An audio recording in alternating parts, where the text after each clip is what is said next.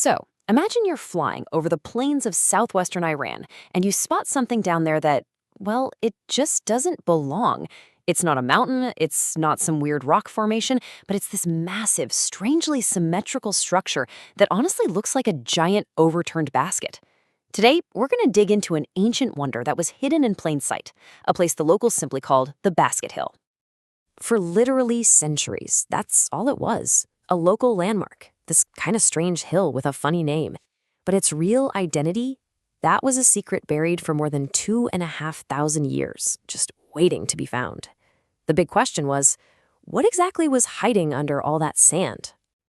You know, the name actually makes perfect sense when you think about it. The local name, Chogha Zanbil, literally translates to Basket Hill.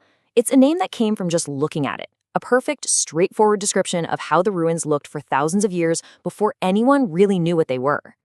All right, so how on earth does a lost city of this scale get found in the 20th century? Well, the story of its rediscovery is almost as fascinating as the city itself. It really took the modern age to peel back the layers of time. We're talking 1935. Workers from an oil company were flying over the area, and from their view, way up in the sky, the strange symmetry of this Basket Hill was just undeniable. This wasn't a natural hill. Nope. This was something built. And that was the moment the modern world really started to uncover its secrets. And what they'd eventually find wasn't just a building, but the very heart of a purpose-built, sacred city. It was the grand vision of a powerful and incredibly ambitious king. So let's rewind way back to about 1250 BC. An Elamite king, a guy named Untash-Napirisha, starts this absolutely colossal project. And it thrived for centuries as a major religious hub, until around 640 BC, when the Assyrians showed up and pretty much destroyed it. And after that, just silence. For over 2,500 years, it just sat there, waiting for that airplane to fly overhead in 1935. Now, this is crucial. Its builders didn't call it Chogha Zanbil. Its real name was Dur-Untash, which means Fortress of Untash. See, this wasn't just another city. It was meant to be a brand new, grand religious capital, a sacred space built to honor the most important gods of the Elamite civilization. And the master plan for this city was just brilliant. It was designed with 3 massive concentric walls, kind of like the layers of an onion. The outer wall circled the whole 100-hectare complex. Then a middle wall protected the temples. And finally, an inner wall guarded the holiest of holies, the magnificent Ziggurat right at its heart. And that Ziggurat, oh man, that's the main event.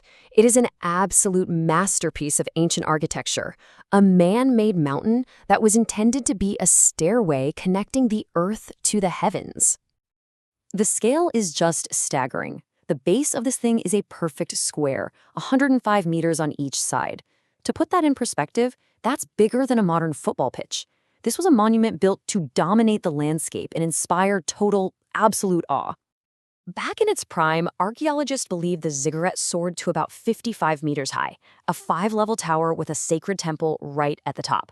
Today, what's left stands at just under half that height, which is a testament to both its incredible construction and, the relentless power of time and destruction. But it wasn't just big. It was a total work of art. The structure was built with millions of baked bricks. And get this, thousands of these bricks were painstakingly inscribed with cuneiform script, dedicating the temple to the gods. It was decorated with shimmering, glazed bricks, and even had interior spaces decked out with glass and ivory. Just incredible. To build something this grand over 3,000 years ago, that takes more than just a lot of workers. It requires a level of technical skill and engineering sophistication that is frankly mind-blowing. The Elamites were absolute masters of their craft. This one site shows their genius in so many areas. Advanced urban planning, with all its zones and walls? Check. Masterful brickwork technology? You bet. And obviously, they could pull off monumental construction on a breathtaking scale. But there's one area of their genius here that is particularly brilliant. And that is their water engineering. To supply a city in a pretty dry region, they built this complex system of canals to bring water from far away. But they didn't just bring the water, they purified it. They built this sophisticated reservoir with sand filters to make sure everyone in the city had clean water. I mean, come on, that is an unbelievable feat of engineering for the 13th century BC. So, after the destruction, after the thousands of years of silence, why does this place matter so much to us today? What is the real, lasting legacy of Dur-Untash? Well, for one, its global significance is just undeniable. UNESCO calls it the best preserved ziggurat in the world. And that's a huge deal. While the famous ziggurats of Mesopotamia are now mostly just foundations, Chogha Zanbil is still standing, giving us the clearest picture we have of what these incredible structures truly looked like. And its importance was recognized pretty early on.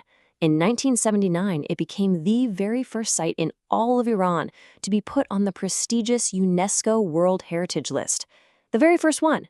That should tell you just how special this place is. Ultimately, the Elamites were a major power in the ancient world, yet so much of their culture has just been lost to time.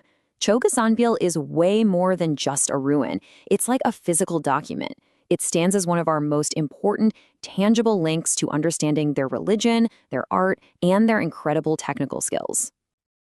And that leaves us with a final thought, doesn't it? This monument, built from simple baked brick and human ingenuity, has managed to communicate a story across 32 centuries.